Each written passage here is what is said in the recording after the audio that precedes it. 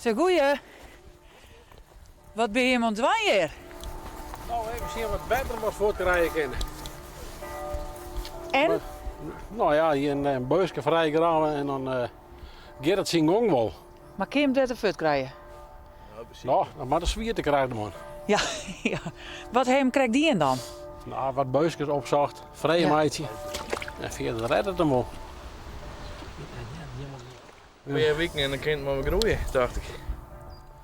Maar wat zit er in de groen dan? Wat wil je hem redden? Nou, ik had Nou. een knoflook moeten staan. Knoflook. Ja, achter het strandbakje hebben we knoflook. En dan hebben we dat stukje nog. Er zit nog wat op het prei en palmkool hebben we er nog op. En daar de hier bij in staan er. Die maar in skiften weer en dan En zo via de kleermeidje verzameld dat je een nieuw goed erin zetten kan. Ja. En daarom maar het wetter weer wat wordt. Zie je? Ah, maar de knoflook, dat ligt wel aardig met deze Jawel. kant. Ja, dat is wat Nee, zoeter, je maar kunt hard dat op mag nog zwemmen. komen. Ja, maar je moet je hem geen zwargen. Nee. Nee, had net zo volle zin. En onze grote leermeester die rent aan natuurlijk. Daar hebben we al Ja, een beetje... die zei hier maar aankomen. Ja. Die zei hier maar gauw bij.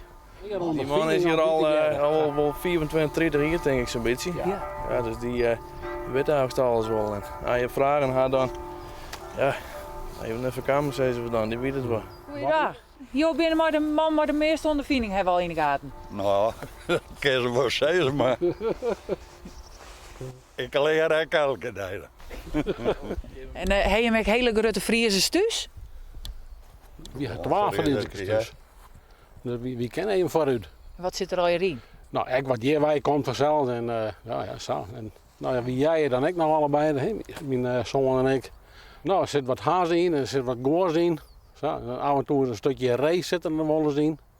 En verder is wat genieten en wat ballen. Hè? Maar ik morgens goed beginnen.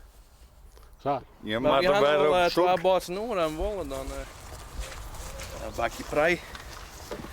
Er zit er ook van alles wat in. En wat ten, litsjes, mooi dekken.